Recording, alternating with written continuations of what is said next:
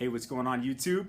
Welcome back to Sense of South Jersey with me, Kellen. And this evening we're actually not in South Jersey. We're in New York City. I'm at the Hilton on Avenue of the Americas, right off of Fifth Ave, and I'm with my girlfriend. And every year we go to my timeshare and we spend a couple nights throughout the year, different nights, different months, different weekends where we come up here and we just celebrate, have a fun time. But I wanted to do a fragrance review up here. I wanted to do a fragrance review of a classic. I just got this in and I've been waiting for a while to do this one. This is a timeless fragrance that you hear a lot about. It's one that is a powerhouse fragrance from the 1980s, released in 1981 from the house of Yves Saint Laurent, and it is none other than Kouros.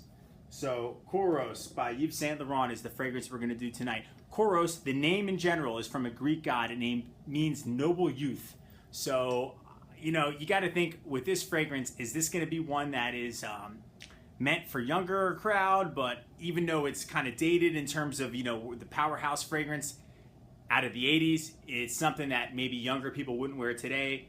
Either way, Kouros is one of the best fragrances I've ever tried and ever owned, and I'm really excited to do a review on it. So it's classified as an aromatic fougere. It came out in 1981. The nose behind this fragrance, and I don't normally talk about the people that created the fragrance because honestly sometimes I don't really care, but in this case with this fragrance I think it's important to acknowledge that person, Pierre Bourdon. What we're going to do, we're going to take a look as always at the presentation. I'll talk about the notes, I'll talk about its performance on my skin, and then I'll give it my overall thoughts and then the overall review. So let's jump right into the presentation for Kouros by Yves Saint Laurent. Take a look at the box. First of all, right here, you got a blue, silver, and white lettering box here. We got Kouros on the front, this kind of silver bar going on top, Kouros here. You got different dark blue. This is actually the aftershave box, excuse me. I have a gift set where I got the cologne from too. So you see this wrap around, you notice the brand and information on the back. You got a barcode here, some more brand information, your batch code on the bottom of this box. Wraps around the same type of thing. Kouros on the front, Yves Saint Laurent. This is a 100 ml bottle, so 3.4 ounces. On the top, you have the YSL logo. Okay, so we'll take a look at what the bottle for the cologne spray would look like.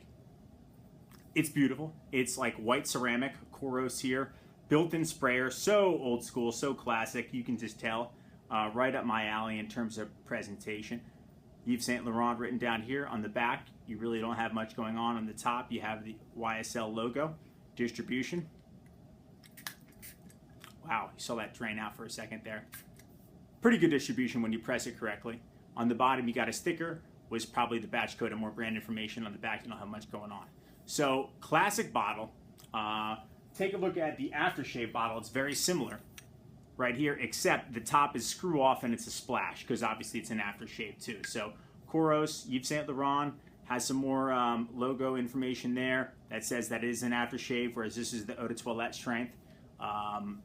This fragrance is timeless. I really think that the differences between this and the vintage version, from what I understand, is that the outline, the kind of perimeter of the bottle is going to be silver, as they call it King Kouros' armor. Some other options that I have a smaller bottle here. As you can tell, this one, when I looked up the batch code, was made in 2013, whereas this one is 2017, and they smell a little bit different. They smell not 100% similar. This one is a little more, I think, animalic, and this one's a little more spicy. So they have slight differences in terms of the year. Is that super noticeable? I don't think so.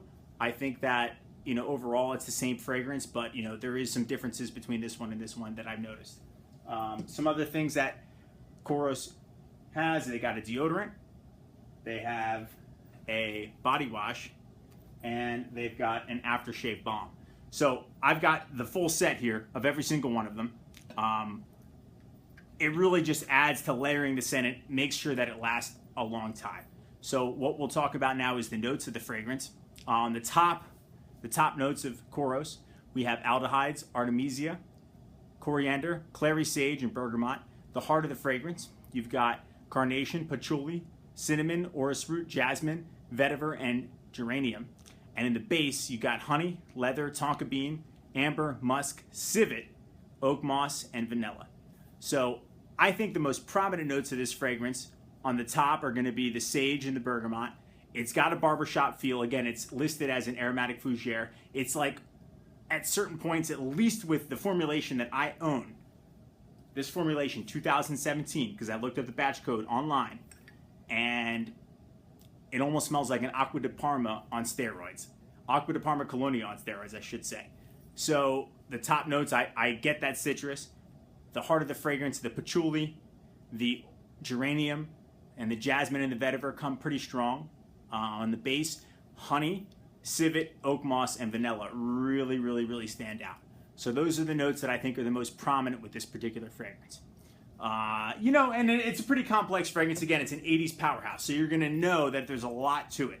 So in terms of its performance, this fragrance is an absolute monster. It's a beast. It's 10 plus hours at a minimum. I don't own a vintage version. I own the latest formulation from what I understand, and it is unbelievable. So again, projection, you're going to get the first 4 hours of the fragrance. Everyone's going to smell you. It fills a room. The second half of the fragrance, it kind of tones down, but only slightly. It's going to be with like 2.5 arms length distance from where you're at to where people can smell you. You're going to wear this, you're going to get noticed. There's no question about it. There's not anything about this fragrance that does not stand out, and that's what I think makes it most unique. So, my overall thoughts on this fragrance, I absolutely love it. I almost wish I owned it a long time ago. It's very powerful. It's very masculine. People almost say it has an almost urine smell like to it. And there's a lot of, not necessarily hatred about the fragrance online, but there's a lot of controversy where people say it smells bad or it smells almost too pungent. It's almost too powerful. And I think that is a little bit hyped up. And again, I've never smelled the vintage version, but I think that, it is not one type of fragrance that is overpowerful. It's distinct. It's masculine. I can kind of get that animalic vibe to it. It's almost like dirty, but at the same time, it is fresh and it is very unique. There's nothing out there today that smells anything like this fragrance, and that's why I love it. So if you have a chance to get the vintage version, try it out. But this particular one, the latest formulation, which is available for anyone to buy, is amazing. And it's unfortunate because YSL seems to be discontinuing some of its more classic fragrances. For example, like Rive Gauche is no longer in production. So get a chance, buy Kouros. It is amazing. It smells so good. It's very masculine. It's unique. The musk in the scent is so strong. It's such a masculine fragrance. I don't think there's anything like it today. And it's a beast mode performer. It will last forever on your skin. On clothes, it's days. It'll last days on your fragrances, on your clothes for a fragrance, which is unheard of. So, I love the fragrance. I don't think it's over the top in terms of controversy for the scent. I think it smells amazing, and you're not going to get anything like it today. That in terms of what's out there for like your classic mall blue fragrances, this is a 80s powerhouse. You gotta like scents to be into this scent, but this one is really special and I really enjoy it. So this is probably one of the best that I've ever smelled ever. So I really enjoy Kouros. My overall rating, let's take a look again. Presentation, this white ceramic beautiful bottle with a built-in sprayer, 10 out of 10. Performance, 10 out of 10. You can't beat this. This lasts so long and is just a total beast, and I love the smell. So I'm going to give the smell a 10 out of 10. So this is the first fragrance I've ever given a perfect score. So I love it. Kouros by Yves Saint Laurent, 10 out of 10. Check this one out if you haven't had it yet. Everyone knows I like classics, but this is the best of the best in my opinion. Let me know what your thoughts are on Kouros by Yves Saint Laurent. If you've tried it, let me know. If you like it, if you hate it, if you love it, whatever it is, let me know in the comments. I appreciate everyone that watches, subscribes, and comments on my videos. Thank you so much. Goodbye for now.